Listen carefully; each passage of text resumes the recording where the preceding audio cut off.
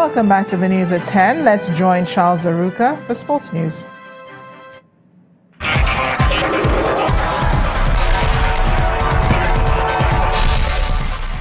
Welcome to Sports News, and we'll begin with cadet soccer. The Golden Eaglets have announced the 20-man final squad for the 2019 Under-17 AFCON zonal qualifiers, which begin on Sunday in Niamey, Niger Republic.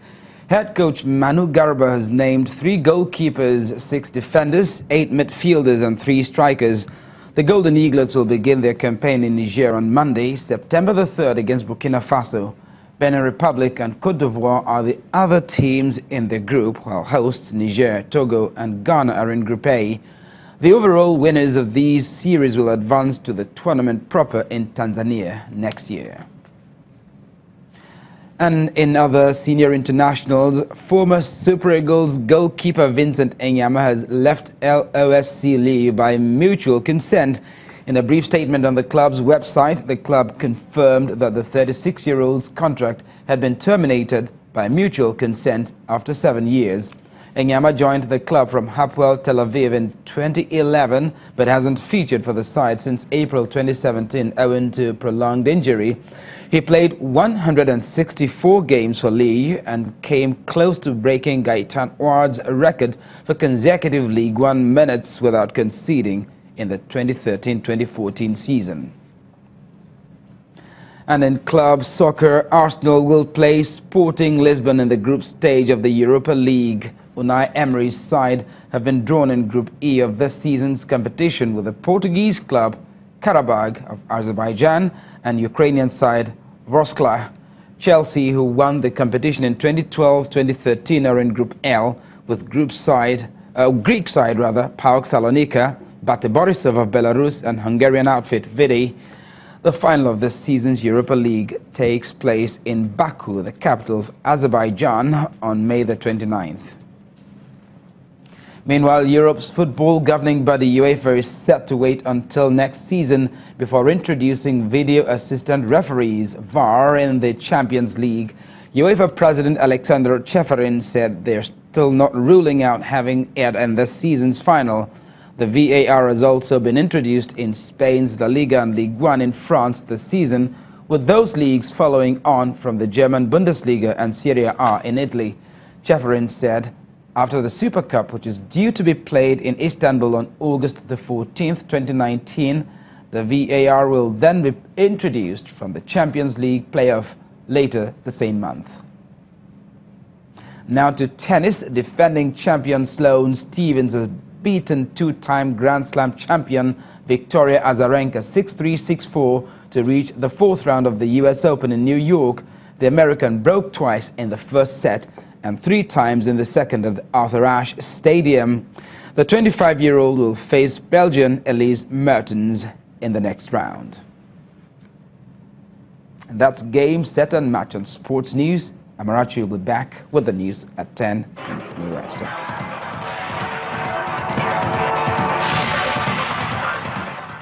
The African Diaspora Forum in South Africa has condemned the recent attacks on businesses belonging to foreign nations in White City, Soweto, describing it as a sad episode of self-hate among Africans. And this follows a clash at the township 2 days ago, which resulted in the deaths of 3 people and losing of shops by local community members. Speaking at a media conference in Johannesburg today, the ADF says where there are genuine concerns about food products, it would be more helpful to approach a resolution within the confines of the law rather than the looting and attacks that sometimes end in unnecessary loss of human lives.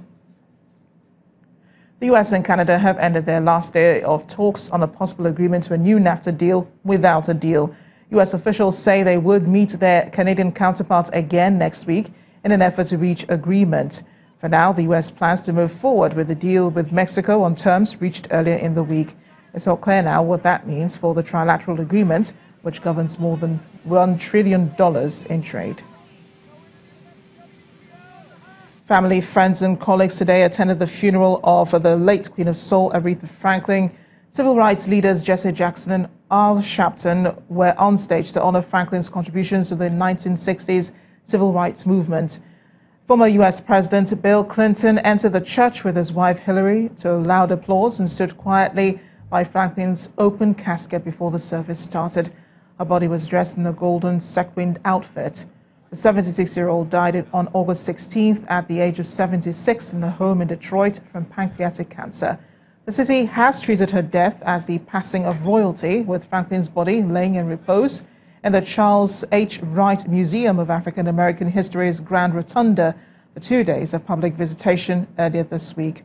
Her coffin will be entombed in Detroit's Woodlawn Cemetery near the remains of her father, her brother Cecil Franklin, and her sisters Carolyn and Irma. And on entertainment news, music video director Tola Odunsi presents his first Nollywood film.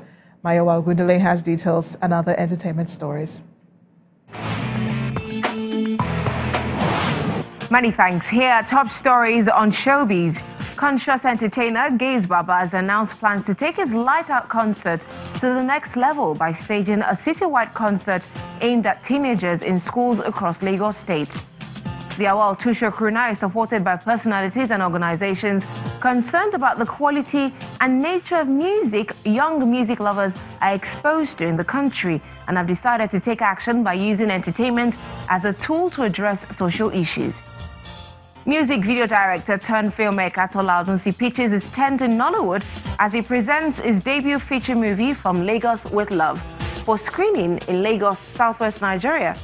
The romantic drama, which whips a story around family disagreements, sibling rivalry and love, casts Kachi Notchery as a Casanova and also stars singer John Oga, Damilola Adebite, Shafi Bello, Bimbo Manuel and several others. Award-winning Nollywood actress Genevieve Nnaji's directorial debut Lionheart is set to feature this year's annual Toronto International Film Festival in Canada. Nnaji's Lionheart is part of the 46 films from 37 different countries selected for the festival's Discovery lineup, a segment which highlights up-and-coming directors to watch. That's it from me. Thanks for watching. The rest of the news at 10 continues shortly. And the main news again.